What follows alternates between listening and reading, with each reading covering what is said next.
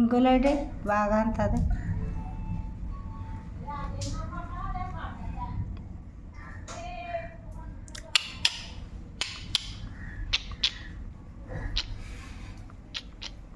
Fan వేసి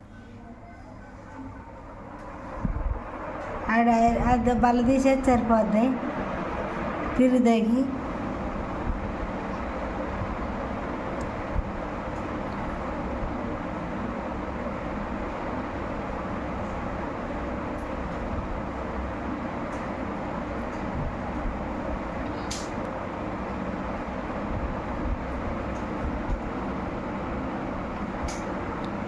అమ్మో నన్ను గుద్దేశాడు.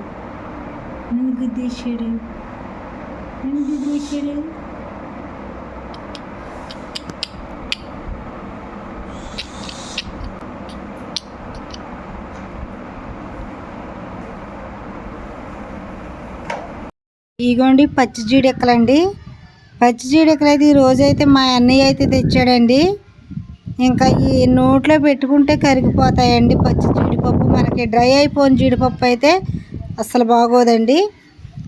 మన పచ్చి జీడిపప్పుతో కూర వండుకుంటే అసలు ఆ నోట్లో పెట్టగానే కరిగిపోద్దండి. చూడండి, ఆయన అయితే చేతికి కవర్లు అయితే కట్టుకుని కోతున్నారండి. ఎందుకంటే మనకి జిడ్డు ఉంటుందండి. ఆ జిడ్డు అయితే మనకి చేతులకు సొన అయిపోయి పొక్కిపోతాయండి. మనం నూనె రాసేసుకుని కత్తికి కూడా నూనె రాసేసుకుని ఇలాగా మనం కోసుకుంటే మనకు పప్పు అనేది చక్క వచ్చేదండి. చూడండి, ఇక్కడ నిండా పప్పే ఉందండి మాకు.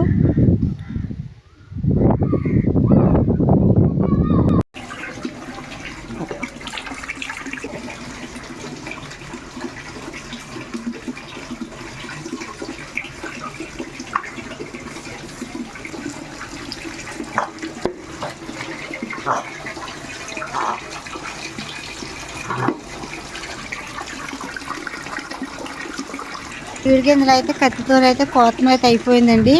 మనం చిన్న సూదోటి తీసుకుని ఇంకా పప్పునైతే ఇలా తీసేసుకుంటే చక్కగా మళ్ళీ వేడి నీళ్ళు వేసుకుంటే ఇంకా కొబ్బరి ఉంటుందండి. ఆ కొబ్బరి కూడా వచ్చేద్దండి. ఇంకప్పుడైతే మనం ఇక జీడిపప్పు కూర అయితే వండేసుకోవచ్చండి.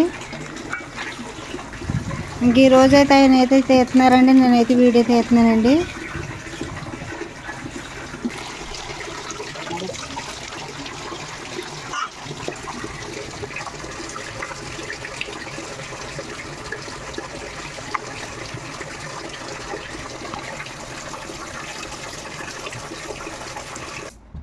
జీడిపప్పు అయితే శుభ్రం అయితే అయిపోయిందండి. మొత్తం అన్నీ శుభ్రం చేసేసుకున్నాము.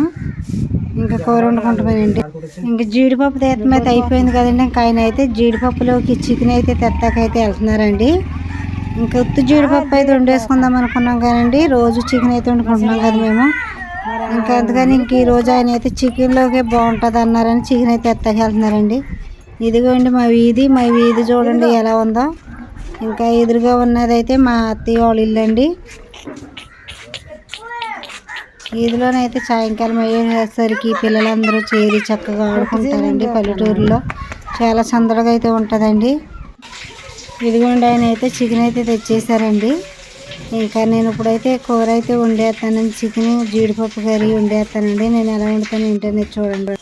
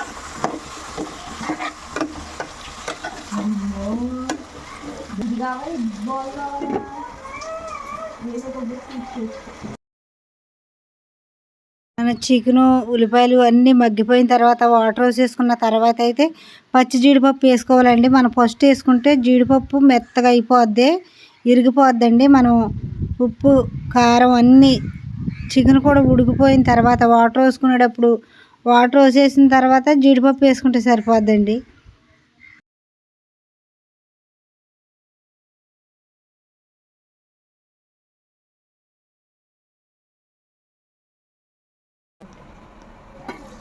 అసలు చికెన్ జీడిపప్పు అనేది చూడండి చక్కగా దగ్గరికి అయితే ఉడికిపోయిందండి. ఇంకా నేనైతే రోజు చికెనే వండుతున్నాను అనుకోవద్దు మీరు, ఎందుకంటే జీడిపప్పు అయితే మనకి కొత్తగా వచ్చింది కదండి. ఇంకా అందుకని జీడిపప్పు వేసి అయితే వండానండి. ఇంకా ఉత్తి జీడిపప్పు వండేద్దామంటే ఇంక మా ఆయన గారు అయితే ఇక చికెన్ అయితే తెస్తానని వెళ్ళి చికెన్ అయితే తెచ్చారండి.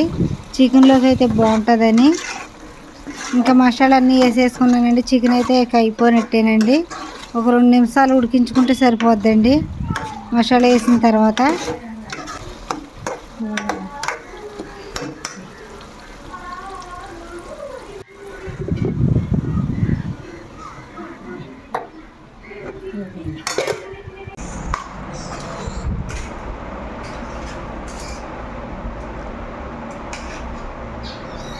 ఓకే.